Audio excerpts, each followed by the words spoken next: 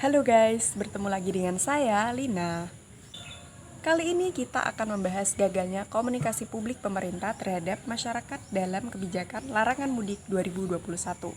Seperti tahun sebelumnya, mudik tahun ini juga dilarang oleh pemerintah yang tertuang dalam Surat Edaran Satuan Tugas Penanganan COVID-19 Nomor 13 Tahun 2021 tentang peniadaan mudik Hari Raya Idul Fitri tahun 1442 Hijriah dan upaya pengendalian penyebaran COVID-19 selama bulan suci Ramadan 1442 Hijriah. Keputusan ini diambil lantaran angka penularan dan kematian akibat COVID-19 meningkat setelah beberapa kali libur panjang. Setidaknya ada 6 poin utama dalam surat edaran tersebut.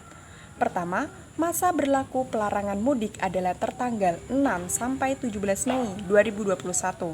Kedua, pengecualian untuk kendaraan distribusi logistik dan mereka dengan keperluan perjalanan non-mudik, yakni bekerja dan perjalanan dinas, kunjungan keluarga sakit, kunjungan duka anggota keluarga yang meninggal, dan ibu hamil dengan kepentingan persalinan.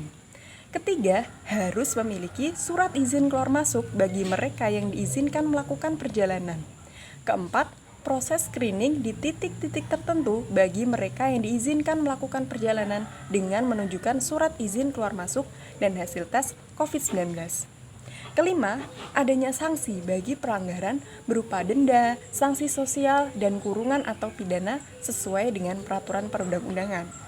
Keenam, adanya adendum pengetatan persyaratan pelaku perjalanan dalam negeri selama 2 pekan sebelum dan sepekan setelah masa peniadaan mudik. Dari peraturan tersebut, muncul berbagai reaksi pemahaman dari masyarakat. Berbagai miskonsepsi muncul di masyarakat. Hal ini tertuang dalam berbagai forum perbincangan di media sosial. Kebingungan dan miskonsepsi di masyarakat ini muncul karena kebijakan ini tidak sejalan dengan peraturan lain yang berlaku. Larangan mudik tidak disertai dengan larangan bagi warga asing yang masuk ke Indonesia.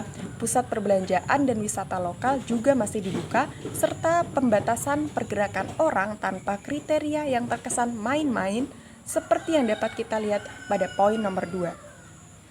Hal inilah yang menjadi penyebab gagalnya komunikasi publik pemerintah terhadap masyarakat. Untuk itu, seharusnya pemerintah melakukan bentuk komunikasi publik yang lebih konsisten dan sejalan. Ketegasan pemerintah dalam peniadaan mudik 2021 ini harus disertai dengan larangan warga asing untuk bisa masuk dengan mudah ke Indonesia.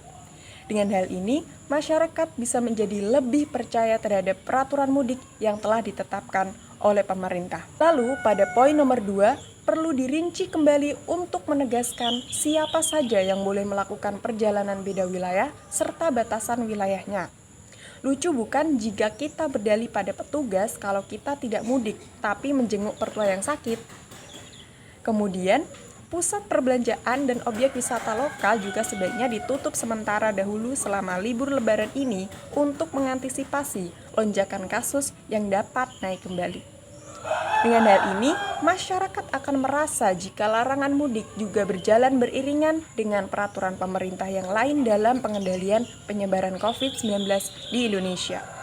Sehingga tingkat kepercayaan masyarakat meningkat dan efektivitas peraturan larangan mudik Lebaran 2021 menjadi lebih baik.